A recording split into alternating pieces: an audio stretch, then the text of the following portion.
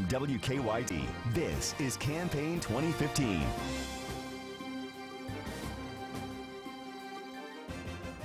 And good evening from WKYT. Sam, Dick, and Amber Philpott reporting. Voters head to the polls in Kentucky in just 49 days. Tonight, the three candidates for governor will share the stage in their first televised debate. WKYT, the Herald Leader, and our Louisville partners behind the Bluegrass poll are sponsoring tonight's debate. This is a live picture now from the campus of Bellarmine University in Louisville. In just moments, Republican Matt Bevin, Democrat Jack Conway, and Independent Drew Curtis will answer questions on key issues. The last Bluegrass poll released on July 30th had Conway leading Bevin 43% to 38%, with Drew Curtis polling at 8%.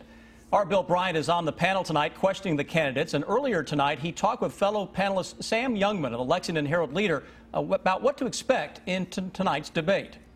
Good evening from Louisville. The crowd is seated and we are moments away from the first televised gubernatorial debate of the 2015 campaign. It is being sponsored by WKYT and the Lexington Herald Leader in Lexington, as well as WHAS TV in Louisville and the Courier Journal. And I'm joined now by Sam Youngman, political writer for the Herald Leader. And this has been an interesting campaign, but this is the first time that the candidates will really be forced to take on a variety of issues in front of the cameras. Yeah, I'm really excited to see what happens tonight. It's been a quiet summer because none of these candidates are named Donald Trump. People really haven't been paying attention. And obviously there are a lot of critical issues facing the state and facing whomever the next governor is. So I'm ready to get going. Would you anticipate fireworks tonight, or do you think everybody will be on their best behavior? Well, I'll tell you a little secret. I have no idea what to expect. You know, this is a campaign that so far has mostly taken place in commercials. So I'm eager to see, I think just as much as our viewers are, what version of the candidate is going to show up tonight. We saw that raucous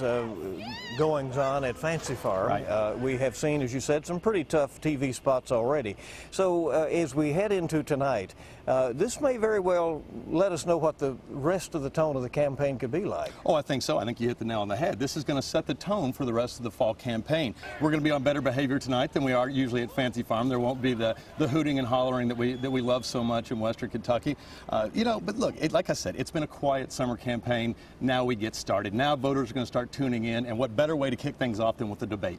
Moments away from your chance to learn more about the candidates for Kentucky governor tonight. We're going inside for the debate. Sam and Amber. Thank you, Bill, and you can take part in tonight's debate. Submit questions for the candidates on Twitter using the hashtag #BluegrassDebate. For now, we get ready to send you live to Bellarmine University in Louisville for the first televised debate in this year's governor's race.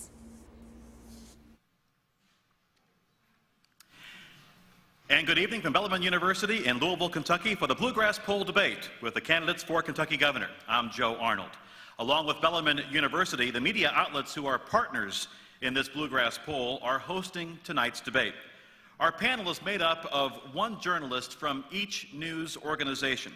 We have Joe Girth, political writer for the Louisville Courier Journal, Bill Bryant, anchor and managing editor at WKYT TV in Lexington, Sam Youngman, political reporter for the Lexington Herald Leader, and Renee Murphy, anchor and reporter at WHAS TV in Louisville.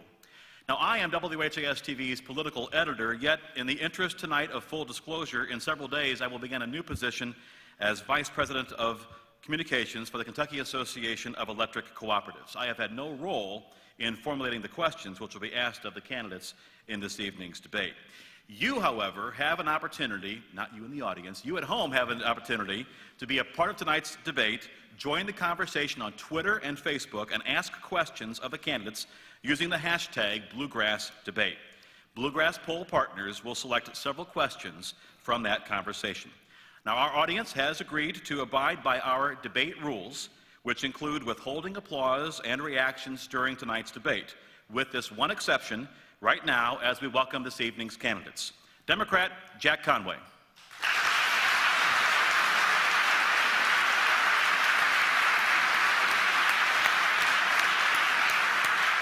Independent Drew Curtis.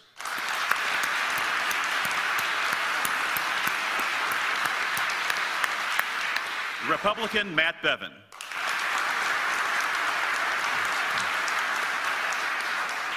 Now, the order of questions and our closing statements tonight are the result of a random draw. We begin now our first question from the Lexington Herald Leader's Sam Youngman. Mr. Bevan, when you unveiled your blueprint for Kentucky in February, you were asked if you would end the state's expansion of Medicaid. Your response was, absolutely, no question about it, I would end that immediately. Last week you said you would tweak Medicaid. Can you tell us which is it, and what would that tweak look like? Sure, it would look very much like using 1115 waivers, which are essentially to ask from CMS for the equivalent of a block grant. There is no way, given the current construct of Medicaid, be it 90-10, be it 70-30, or even at 100%, that we can afford as a state to ultimately continue to maintain the current structure as it exists. And so we cannot continue to have people 25 growing to 30% of this state on Medicaid as Medicaid currently exists. So what is necessary is for us as a state, immediately, in the same way that we expanded this with executive action, to apply to CMS for 1115 waivers, to use those dollars to customize a solution specifically for Kentuckians. We want to have as many Kentuckians as we possibly can covered with as much health care as is possible at the most affordable price for the Kentucky taxpayers. Drew Curtis, 30 seconds. Yes, there was a study done by Deloitte that says that we should be able to pay for the first round of expense that the state is going to rack up for the Medicaid expansion in 2017. And it also projects that we should make it to the 10% level in 2020. Given that, and given this fact that we have already forced people to make a broad transition as it is, which is not costless in the slightest, my recommendation would be to leave it alone as it is. Jack Conway, 30 seconds. Well, I would continue upon what Governor Steve Beshear has done. What my opponent, Mr. Bevan, has said very clearly is that he would take an action, as Sam said, that absolutely, no doubt about it, he would reverse that immediately. In effect, that's going to kick 500,000 people off of health insurance based on something we can or can't afford in 2021. If we can't afford something in 2021, we can always scale back, but I think that the action that Mr. Bevan proposes is callous. Our next question tonight comes from the Courier-Journal's Joe Girth. Mr. Curtis, the State Department of Energy and Environment has been hard hit by budget cuts over the past 8 years, leaving its ability to conduct inspections, to enforce environmental laws diminished. What would you do to reverse this, if anything, and if so, where would you find the money to do it? As I understand it, it is in dire shape from a funding perspective, and it does need to be brought back. The problem is, and this is going to be an issue with almost every funding question that we have, there is no money. And until we can solve the more pressing problems of the pensions and how to get more jobs in play, I'm afraid that there's not really going to be much we can do until hopefully 2016, when the budget office projects we should maybe get another 5% boost. My problem is that over the next 4 years, the likelihood of a recession is extremely high. And I don't think we can go tearing off into funding whatever we want to until we've actually gotten over this hump. Because if you end up taking a 4% hit in 2 years, then all of the funding, all the expanded programs that you've gotten will fall apart almost instantly. And so as a result, I think we have to be very careful for these next couple of years to navigate a couple of extremely bad economic bombs that are on the horizon. And so unfortunately, as much as I would like to do something about it, probably can't. Jack Conway, 30 seconds. Well, sure. Well, Joe, thank you for the question. As Attorney General, I've done more with less. I mean, we've had to cut our office's budget by 40%, and yet we've done more with less. And I agree with Drew. There's probably not enough money out there to start putting back in all this personnel. But if you look at the Energy and Environment Cabinet, through technology, through making certain that we're more efficient, and creating a balanced approach that both supports our energy economy and doing right by the environment, I think we can make it work. Matt Bevan, 30 seconds. The reality is, as has been noted, budget is tight in this state. It will continue to be. What we need is, frankly, more economic opportunity for everybody in Kentucky. We need more jobs. We need a greater percentage of our workforce participating in the workforce. We need a greater percentage of people contributing. We need more people paying less each rather than squeezing more and more from fewer and fewer. This will allow us the monies needed to fund this and every other cabinet where we have been cutting back, including in things like higher education as well. Our next question from WKYT TV's Bill Bryant. Mr. Conway, a lifetime pension has been guaranteed to our state's retired employees and retired teachers, but we're all aware the state has not put back enough money to cover future obligations, even though the courts have said those checks must be sent out. It has now negatively impacted Kentucky's bond rating. How would you come up with the billions of dollars required to fund those pensions, and would you make benefit changes for current and future workers? Well, I think it's important to note, Bill, that in the state employees retirement system, we have made changes for current and future hires. In the past 6 years, we've changed it twice. We've now gone to a hybrid system, part defined benefit, part defined contribution. We're making employees pay more. So in the out years, it's taking care of itself. The problem is right now, because we've got a big liability, and we got into this mess over the last 10 years or so. It's going to take 10 or 15 years to get out of it. I'm committed to making the full arc for the state employees' retirement systems, and I eagerly await the commission report that Governor Beshear has set up. And one thing that we have to do is certainly stand by a defined benefit plan for our state teachers because they don't participate in Social Security. Matt Bevin, 30 seconds. I think it's important to understand that we are going to have to make fundamental change. We did change 2 years ago to a cash balance plan. It comes with a guaranteed rate of return. The guaranteed rate of return is 4%. This year, the market to date is down roughly 3%. That's a 7% differential. That's $70 million for every $1 billion that is in the plan. We are digging deeper and deeper into the hole. We are going to have to change the structure in order to be able to fulfill the legal and moral obligation of ensuring that the checks are given to the teachers and the other state retirees as promised. Drew Curtis, 30 seconds. I've proposed a plan that sort of expands upon the bonding suggestion that has been made by the KTRS folks, which is basically instead of taking a large bond out and investing that for a higher rate of return, instead structure it like a line of credit and tap it as needed. And the idea would be is that if you have a good year, you can then lot tap it, you can take the overage that you make if you have a good return and pay it down, and if you have a bad year, you can tap as needed. The next question is from WHAS 11's Renee Murphy. Mr. Bevin, are you concerned the Kim Davis saga and your support for her attempts to not issue marriage licenses will cast Kentucky in a negative light and make companies that favor diversity think twice about locating here? Not concerned about that at all. I think it's been fantastic that we as a state have been at the forefront of recognizing the fact that there are no rights that anyone has that suppress the rights of others under the Constitution of the United States. That the 14th Amendment rights of some that have been interpreted of late by the Supreme Court to afford same-sex couples and others to marry do not come at the expense of or not mutually exclusive to the First Amendment rights of our county clerks. I put out a proposal back in July that would have prevented this entire carnival from taking place.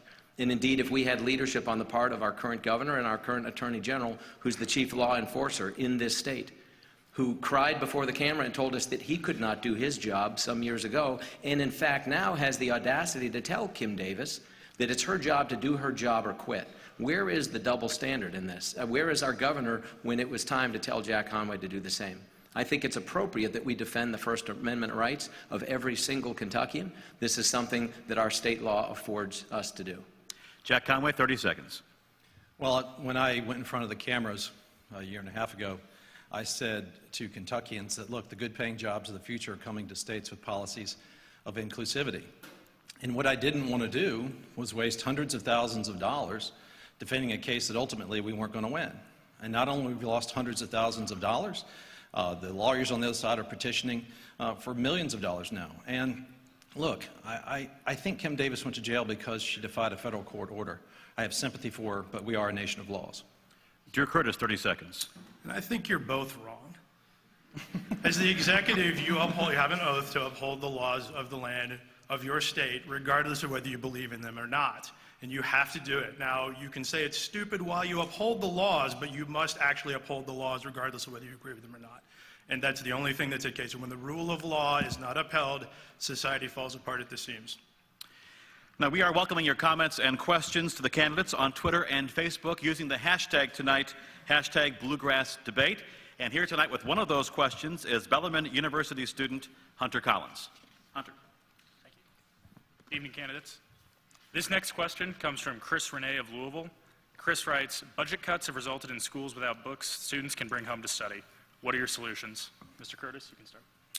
I don't currently have any solutions for budget cuts. We have an unfunded pension liability that we need to take care of first that will bankrupt this state in 3 years. I'm very hopeful that as projections indicate, we'll have another 5 to 10% run before the next recession hits. And if that happens, I'd be more than willing to take a look at that in 2016, but currently it doesn't look like there's anything on the table. As strongly as I feel that these programs do work and they are important, I think they're going to have to wait just a little longer. Matt Bevin. I think it's important to remember that we, and it's important especially as we meet here at Bellarmine University, We spend $1 billion a year in our state universities in post-secondary education, taxpayer dollars that are spent on post-secondary education. It is not a function of whether we're spending enough of the taxpayers' dollars as much as it is a function of how are we spending those dollars. Are we being good stewards of those dollars? This is going to be incumbent upon whoever the next governor is to ensure that as we talk about reintroducing dollars back into the budget from the general fund, that we do so in a way that incentivizes the type of training and the type of vocational training and technical training that results in jobs for the future. When we have jobs that need to be filled, we want to ensure that the graduates of our universities are prepared for those jobs. Jack Conway. Well, thank you for the question. I think Governor Beshear has certainly led us with integrity in protecting the SEEK formula over the last 8 years.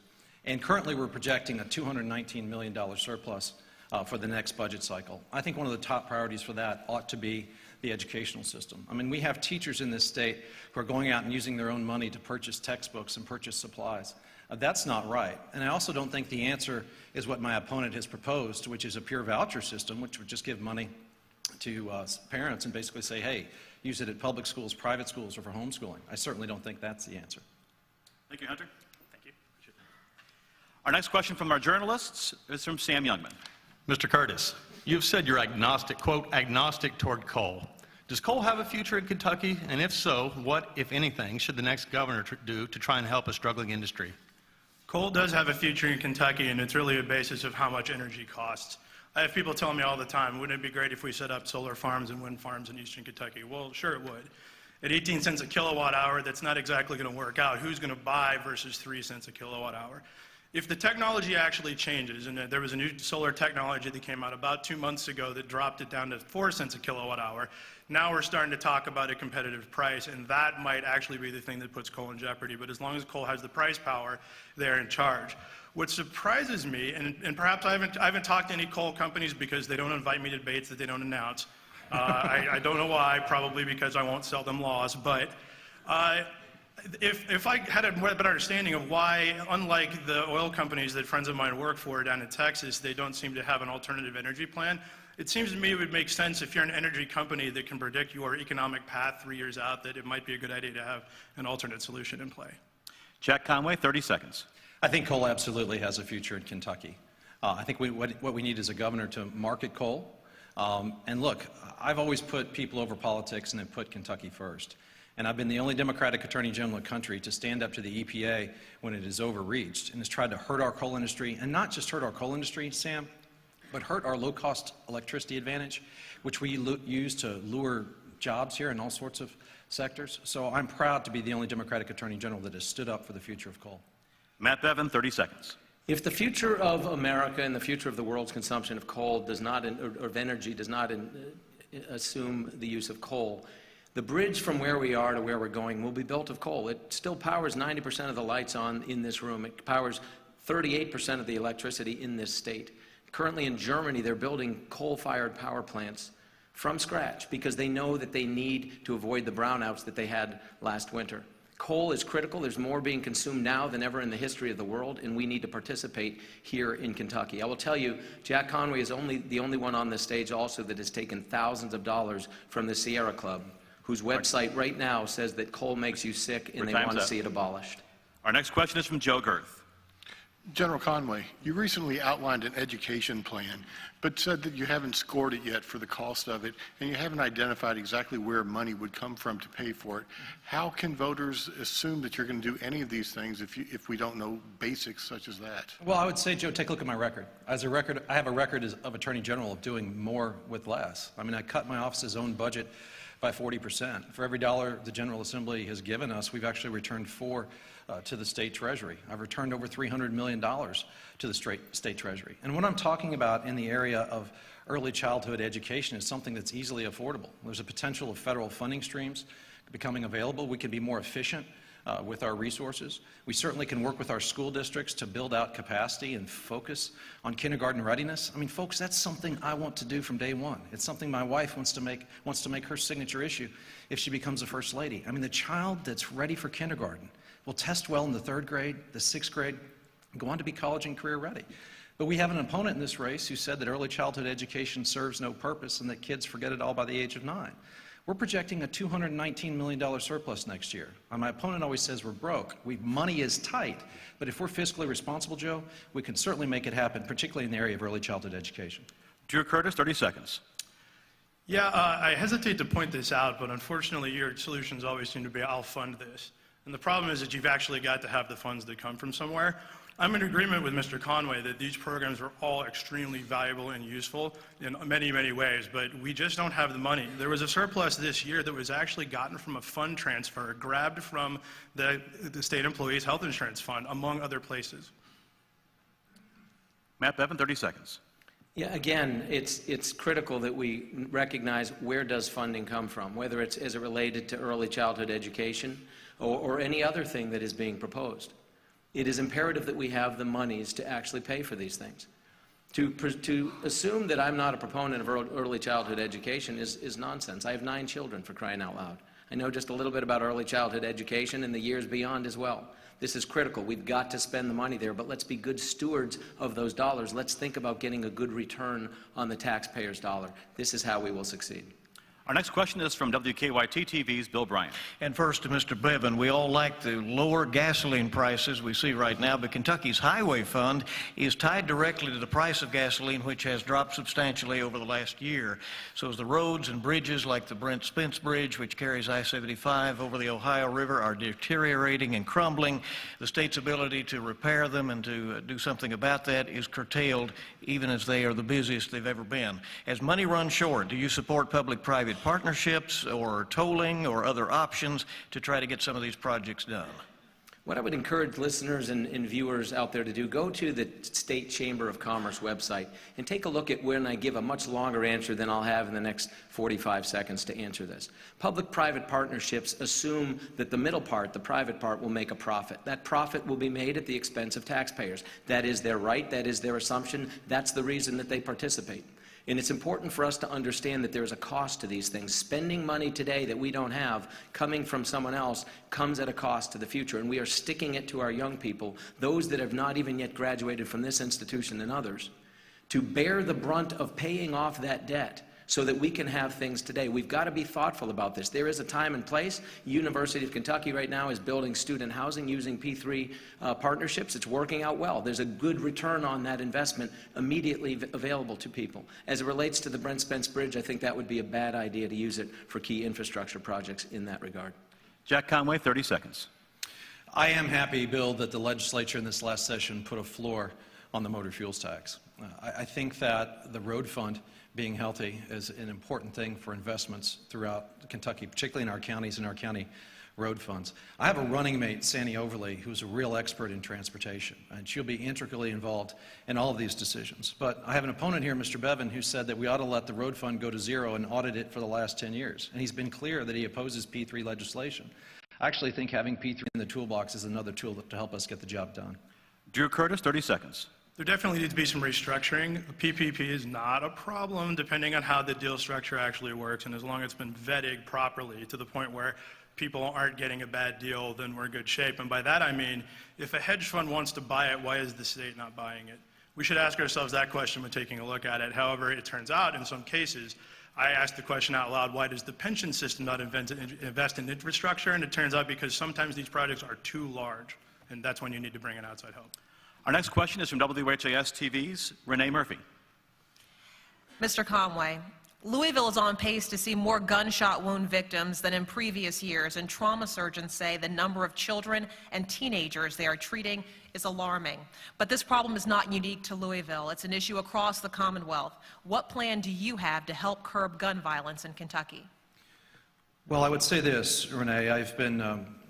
I've been supported by the NRA in the past, and I've always stood up for sportsmen's issues. I do think making certain that we have plans in place to look at mental health issues so that guns don't fall into the hands of people who have mental health problems is a big, big thing for the future. If you look at the mental health registries we're supposed to have in the respective states, they're not there. They're not there, and the ability to check and make certain that people who have mental health issues don't get guns really aren't there. And I also believe that we need a stronger policing corps. Now, I know we need to do more with less, but having community-oriented policing, having police on the streets who actually know the neighborhoods and know how the kids get in trouble in their respective neighborhoods is really the best thing that we can do. And I will certainly, as a Louisvillian, knowing how important that is to West Louisville and neighborhoods like Newburgh, certainly focus on that issue. Matt Bevan, 30 seconds. I think it's important to understand two things. First of all, so much of what comes out of your mouth, Jack, is absolutely made up. I've never once called for letting anything go to zero and auditing it. You literally just make lies up on the fly. So I would challenge those of you watching, check very carefully with the facts. With respect to gun control, Jack Conway has a C rating with the NRA. He will not have their endorsement in this race. He is not someone who is a strong supporter of our Second Amendment rights. I'm a concealed carry gun owner, so is my wife, so is my running mate, so is her husband. This shall not be infringed. It is an important part of who we are as Kentuckians, and I will defend it at every turn. Drew Curtis, 30 seconds. I agree with General Conway. I think that mental health is a big part of this problem. We need to take a harder look at people who are able to get the guns and make sure that the mental health issues are taken care of. But properly, too. I talked to somebody once recently who said he'd once been treated for depression and he was afraid that he would not be able to own a gun. The problem with people who don't live in this state, I'm not going to be able to finish this in time, am I, is that you don't realize how long it takes first responders to reach some places, and therefore we have to look at other methods of solving gun violence other than limiting access to guns. Back to our panelists in a few minutes. The candidates now have an opportunity to question each other. So, gentlemen, please keep your questions to a maximum of 20 seconds. These are questions and not speeches. Jack Conway is first. Please direct your question to one of the two other candidates. Mr. Conway. Mr. Bevan, I have followed Kentucky's bipartisan tradition of releasing my tax returns. I have heard that Mr. Curtis plans to release his as well. What is it in your tax returns that you don't want the people of Kentucky to see? It's interesting that when Jack Conway tries to get you to focus on things like my tax returns, which are not required to be released, it is a distraction from the fact that he didn't defend this state's Constitution. It's a distraction from the fact that he doesn't support life, which 2/3 of Kentuckians do. It's a distraction from the fact that he refuses to enforce the requirement by the University of Louisville Board, among others, to be racially and politically balanced. He's a man who will not do his job but wants to create smokescreens. He puts forward education policy that doesn't have any way to pay for it. It is a smokescreen.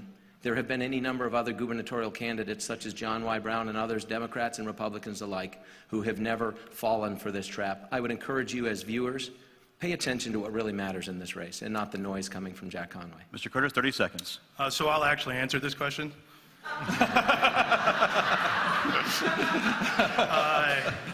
I'm okay releasing my tax returns. I'm not sure why anybody wants them. If anybody would like a tour of my house, you're welcome to come on over. My kids are kind of cool. There's trains everywhere on the floors. You're probably going to break your legs walking through the living room. So I'm not really sure what the problem is with that, but there you go. Mr. Conway, you have 30 seconds for rebuttal. Well, it's an issue of transparency. As the Kentucky Colonel said today in their editorial, when you run for office, you're held to a higher standard. And as Attorney General, I think I have a record of transparency. I have a record of doing more with less. You know, Mr. Bevan is fond of going around saying, who do you trust? Who do you trust to be the next governor? I don't think you trust someone who has had his own problems with tax issues and won't release his tax returns. That doesn't instill confidence in Democrats or Republicans. Next, Mr. Curtis, please direct your question to one of the two other candidates. Sure. Mr. Bevan, you have claimed that you're the only person who's in this race who has a pension solution. I believe that I am the only person in this race who has a pension solution. I know you've been trying to ignore me, and I appreciate that. However, I would like you to explain, using the most specific math possible, exactly how your solution works.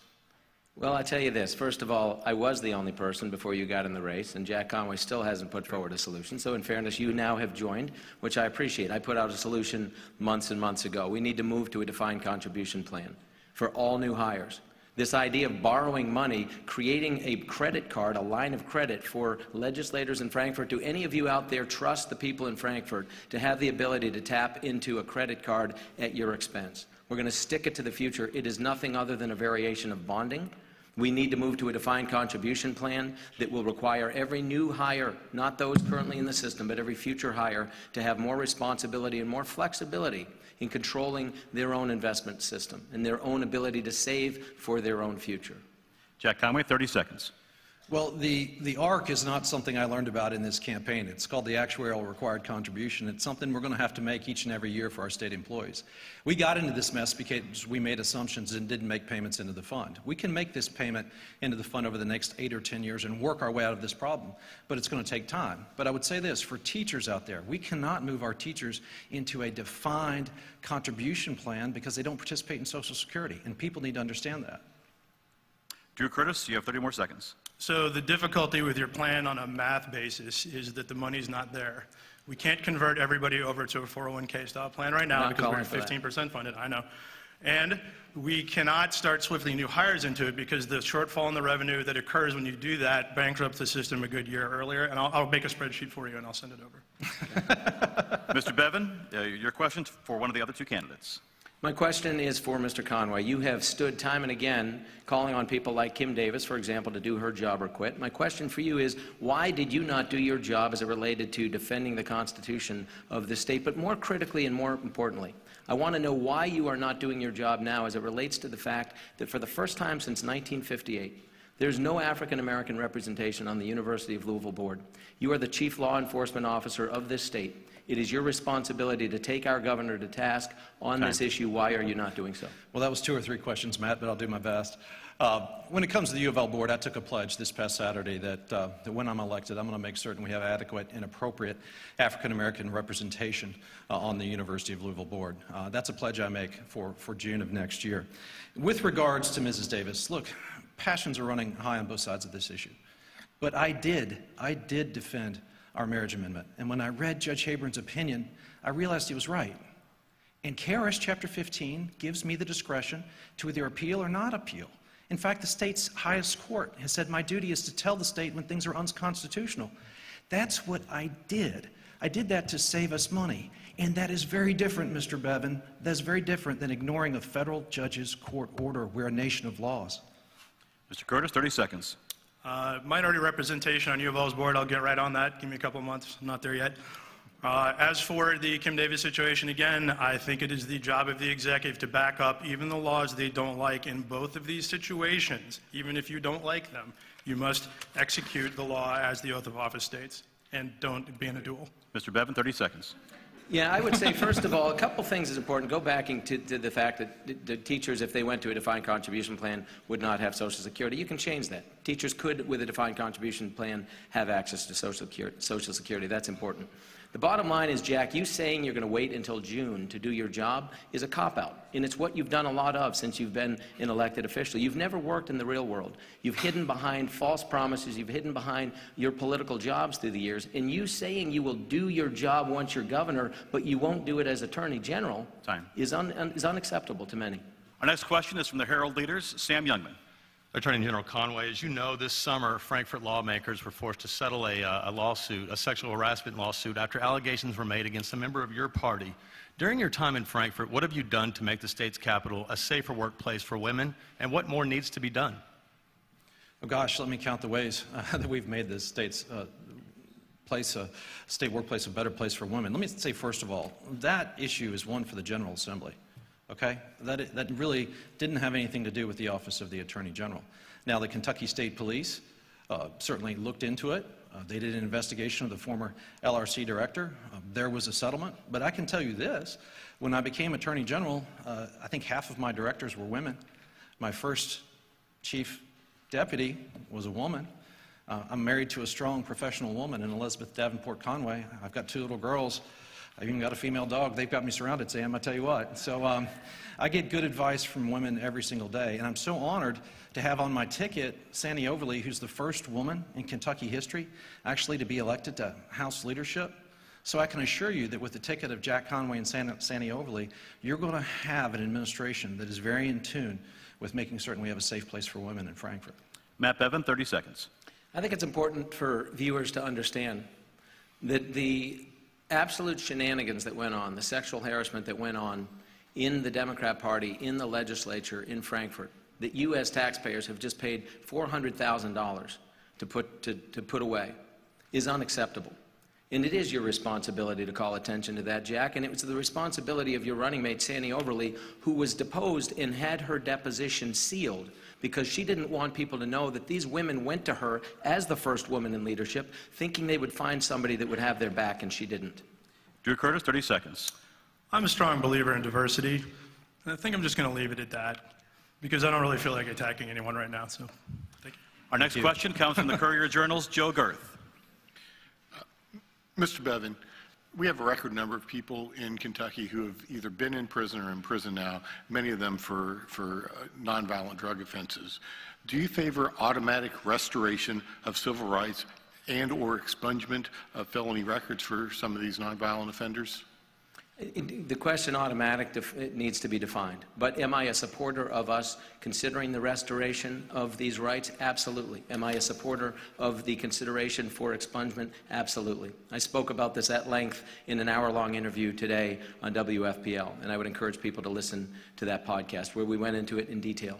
America is a land of second chances. We are a land that gives people opportunity to redeem themselves. And this is no different in this instance. For non-violent crimes, for those where there is no victim, where people have paid their penance, where people have paid their restitution, where they have done what is expected of them, and where they have stayed out of trouble, absolutely people should have the ability to have their voting rights returned to them, have this expunged from their records so that they have the ability to assimilate back into society without any question. Not only will I encourage such legislation to be brought forward, not only would I sign such legislation, I will make a point of shepherding such legislation to the best of my ability as the next governor of this state. Drew Curtis, 30 seconds.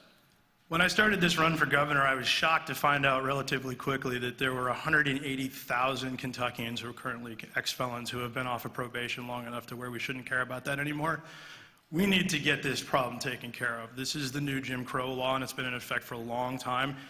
We need to change the way expungement works. So instead of people having to claim that they should be expunged, we should have the government explain why they should not. Jack Conway, 30 seconds. First of all, let me say, yes, I support Jeff Hoover's recent bill, for example, that says for nonviolent offenders that have completed their sentences that they should automatically get their voting rights restored. I think that is absolutely critical, and I would agree with Mr. Curtis on that.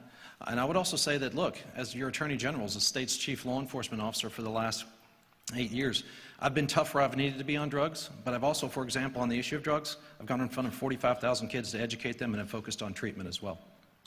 Our next question is from Bill Bryant. Mr. Curtis, yours is a non-conventional campaign in many ways. You have taken the step of choosing your wife as your running mate, as an example. Since we started requiring the governor and lieutenant governor to run together 20 years ago, few have gotten along. Some have... I have good news for you. Some have quit talking to each other. One was heard on a recording calling the governor under whom he was serving the worst ever. Are there issues that you and your running mate disagree about? Oh, plenty. There's no doubt. In fact, that's one of the things that makes this ticket so strong is the fact that we bring two completely different viewpoints to the situation. She's more liberal than I am. I am more strategy-oriented. She is more operationally oriented. I've been surprised by the number of people who think that it's a strange thing. I'm really starting to question all the rest of your marriages. Because I think you're doing something wrong if that's confusing. But that's not my problem. I'm going to stay out of it. But I will say this. My wife has been the CEO of my tech company, Fark.com, for the last 17 years. And we've worked side by side because in order to have a successful technology company, you must have strategy and operations. And if you don't have both, you cannot provide effective leadership. So when it came to choose who I should pick to join me in this venture, she was the obvious choice because she's the other half of the equation. Jack Conway, 30 seconds. That recalls for me what I heard when Jamie Comer made his announcement for governor back in January. If you recall in the Capitol Rotunda, he called for the spouses to debate. And I looked at somebody and I said, well, be careful what you wish for, Drew. I haven't won a debate with mine in 17 years. So I'm glad you've got that kind of relationship. But let me say, with Sandy Overly, we have somebody who is a civil engineer, put herself through law school, a champion on human trafficking issues, and the first woman in Kentucky's history elected to House leadership. She's going to be an equal partner in our administration, and she's really outstanding. Matt Bevin, 30 seconds. I could not have more respect for my running mate, Janine Hampton.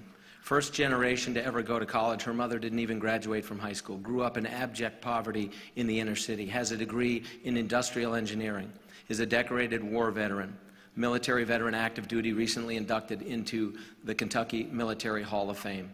Got an MBA at a top business school while working full-time, has worked for decades in the private sector, 20 years working for a corrugated packaging company, being a plant manager for a Fortune 500 company. As an African-American female, she is the first African-American to ever run for governor or lieutenant governor. We'll do great together. The next question is from Renee Murphy. Mr. Curtis, how do you plan to address Kentucky's growing drug problem? And do you believe a statewide needle exchange program is needed where intravenous drug users can swap out dirty needles for clean needles to prevent the spread of disease? I'm going to answer the second part of this question first. I'll need you to remind me of the first part because I forget and people think I'm dodging. I'm not. I just forgot. Needle exchange, yes, I'm in favor of it. Without a doubt, it's been proven to work. The science bears it out. That's the only thing I need to see. As for the drug problem, I got asked this on a Reddit AMA that I did when I first announced my candidacy, and my first question was, what kind of law do you think I'm going to pass that will stop a heroin addict from taking a hit? I actually don't know. And so, as a result, and they told me on Reddit, they said, well, you can't just say that and have no answer. I was like, okay. So I went looking around, and I found that there is a program that we are working on with Massachusetts to deal with the opiate addiction epidemic that apparently is plaguing both states, which I really like. And they have rolled out a plan. I think it's at the $75 million range that they are starting to put into practice. We should sit back and watch and see if that works there, because if it does, it should work here and we should copy it. Matt Bevin, 30 seconds. I hope what you really like is not that they're also wrestling with this issue, but I mean, the bottom line is this. This is an issue that it's like squeezing a balloon. We squeezed the pain pill balloon, and we got the heroin problem. We've now squeezed that. We're going to end up with other issues. We've got to look at the source of this. How do you stop the root cause? We've got to get more able-bodied working-age men and women participating in the workforce, give them the dignity and the self-respect and the self-responsibility that comes for providing for themselves. This is how we're going to remedy this. We've got to make sure that we put an ounce of prevention dollars in place so that we don't spend so much on the pound of cure. Jack Conway, 30 seconds. Well, I have made the fight against prescription pill abuse and drug abuse in general a very personal focus of my administration as your Attorney General. We've shut down, working with others, half the state's pain clinics. I've reached across the aisle with the Republican AG of Florida and shut down the pipeline of pills coming from there. I've worked on the heroin issue. I do think that the local option needle exchange is a good thing, but I've traveled this state with in front of 45,000 kids with two mothers who lost their kids and who talked to those kids. We need, I say this as our chief law enforcement officer, we need more treatment and we need more education. Again, we are welcoming your comments throughout this debate using on Twitter and Facebook using the hashtag Bluegrass Debate. And now with yet another Twitter question, Bellarmine University student Patrick Griffo. Derek Phillips has lived in Rowan, Oldham, and Jefferson counties. He believed by not issuing marriage licenses, Rowan County Clerk Ken Davis refuses to do the job she was elected to do, is in violation of her oath. Derek asked why official misconduct charges haven't been filed against her. And this goes first to General Conway. Well, you know, I was given a referral from the Rowan County attorney as to whether or not there was official misconduct. And, you know, you have a year to potentially look at that. But right now, this matter is in front of a federal judge. And it's not the time to go in and start looking at that. I mean, Judge Bunning has done a good job here. And look, I know passions are high on both sides of this issue. But look, this issue was never about clerks. It was about whether or not everyone in our society was entitled to equal justice under the law. And that's what it's about. And look, I understand passions are high, but in a regular session where we don't waste money, we can come up with a narrowly tailored solution to both uphold the Supreme Court decision and grant those few clerks some leeway if they have an objection. Matt Bevin, 45 seconds. I agree completely. It is about equal protection under the law. The 14th Amendment rights of one do not suppress or come at the expense of the First Amendment rights of someone else. The Constitution is a very broad document. It protects the religious liberties and the other constitutional liberties of all Americans, and that's important for us to understand. With respect to what is the right approach, I have called for months. For us, frankly, it could be done with an executive action. It could also be done legislatively to affirm it even more. We could remove the names of the county clerks from these documents. That's all they're asking for, nothing more. It would be as simple as that. That form could then be downloaded or picked up in hard copy. It could be filed with those county clerks like a deed, like a lien, like a mortgage. It would be solved. The situation would not have arisen. Drew Curtis, 45 seconds. We cannot allow government officials to have religious beliefs that interfere with their job duties under any circumstances. Their job is to uphold the law, and that's final. The problem with that is that if you open that can of worms up, you have things like what happened earlier this week, where now we have an atheist in Rowan County refusing to pay taxes. And then what? How far does it go? I don't like using the slippery slope argument because it's sort of a fallacy, but at the end of the day, people who volunteer to serve their government must do their jobs, period. Thank you, Patrick. Thank you. There you go.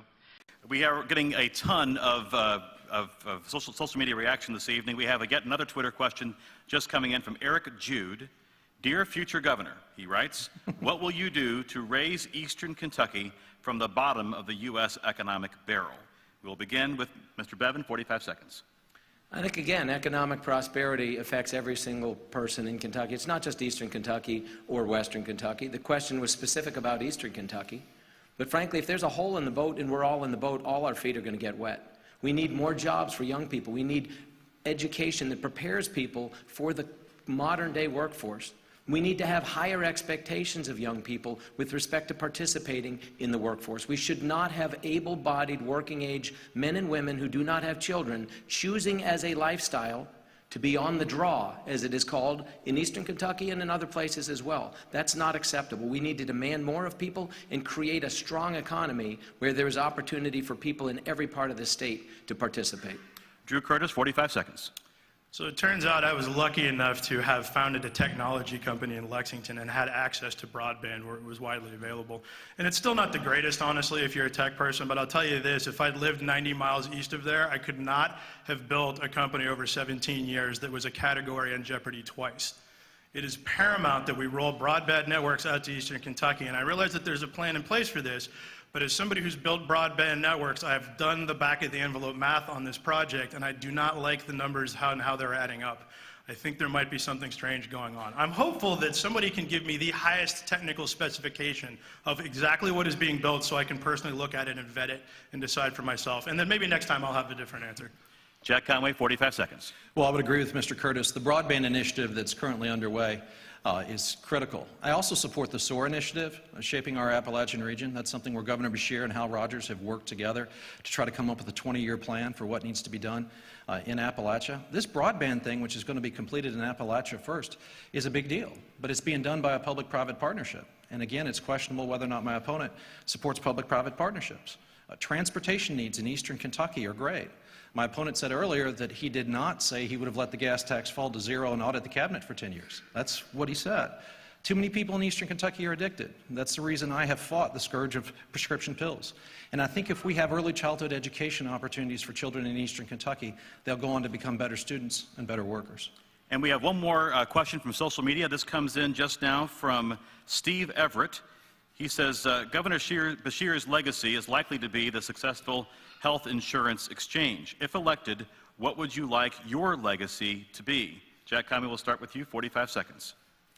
If I were fortunate enough to be governor of the Commonwealth of Kentucky and could really work on the issue of early childhood education, and if I could get us to a place where people said about Kentucky that they focused on kindergarten readiness, that their kids are ready to go to school, if we could work together over 4 or 8 years to make certain that 3- and 4-year-olds at 200% of federal poverty or below get into early childhood education, that's how you break the cycle of poverty in a state like Kentucky.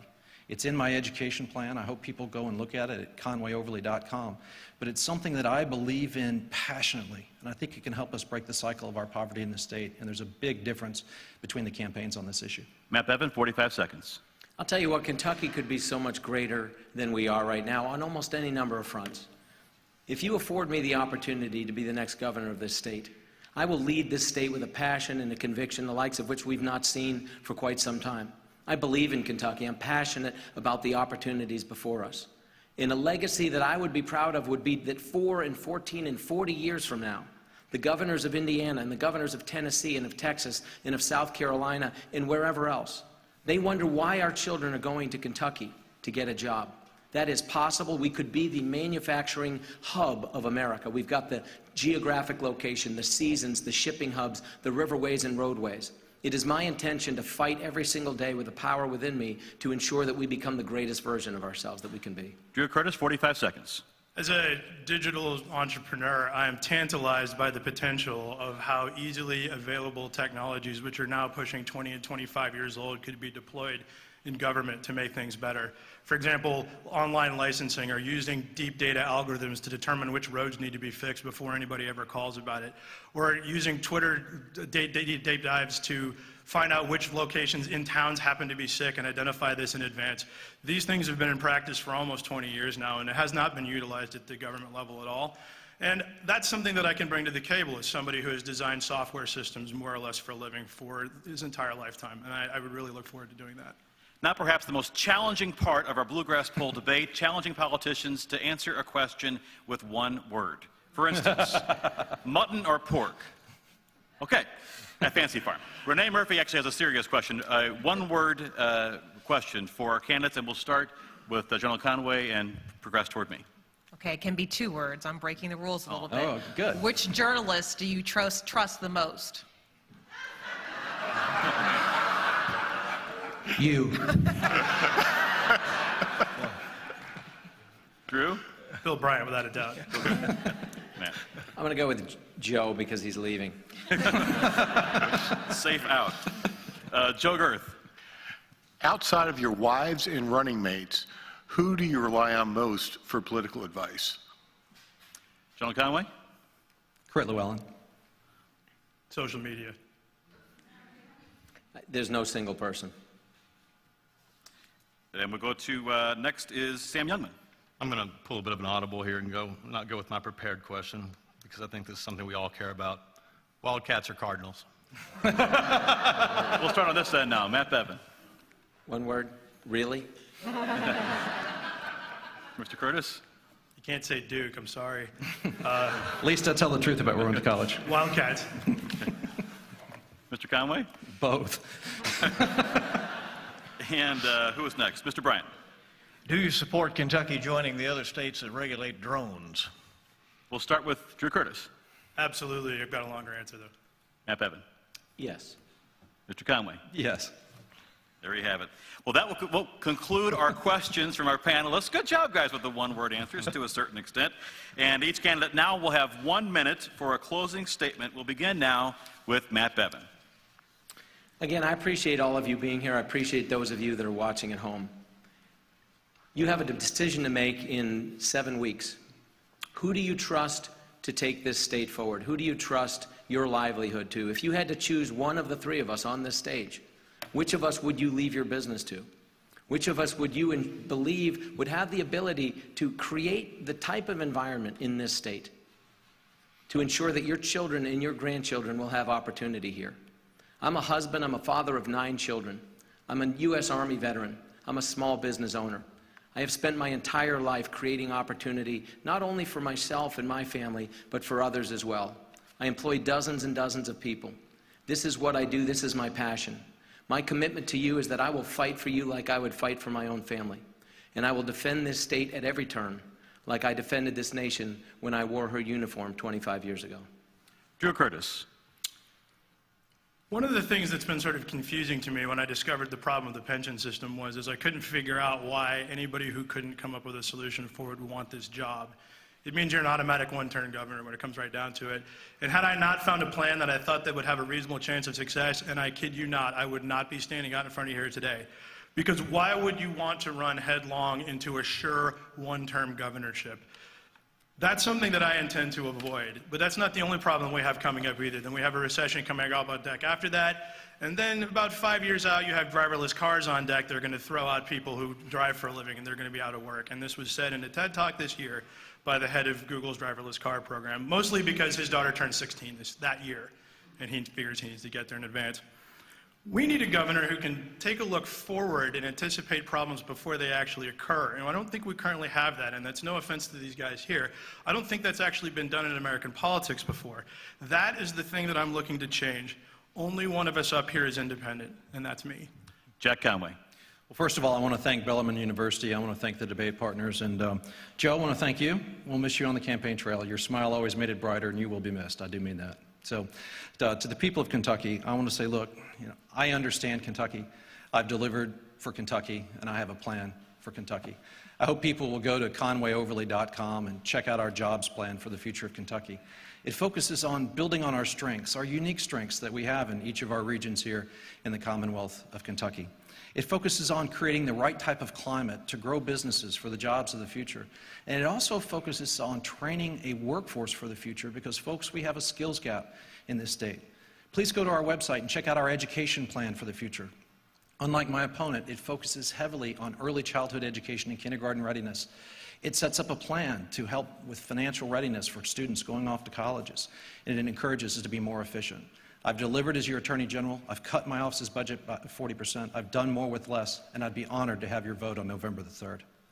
That concludes this evening's Bluegrass Poll debate. Our coverage continues online at 11 p.m. tonight on both WHAS 11 and WKYT TV, as well as in the Lexington Herald-Leader and Louisville Courier-Journal newspapers. We encourage you to share your comments and continue to comment using that hashtag Bluegrass Debate.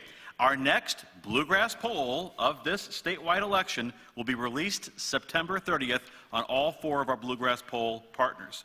Now, please join me in thanking our panelists and our candidates and Bellarmine University.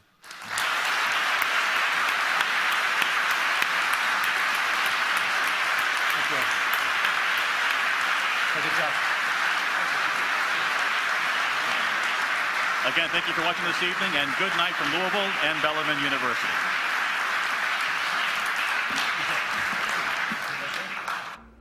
And we'll have a complete wrap-up of that debate tonight on WKYT at 11 o'clock tonight. For complete coverage of tonight's debate and Campaign 2015, we want you to go to WKYT.com. We'll have a full wrap of tonight's governor's debate. That's tonight again on WKYT at 11.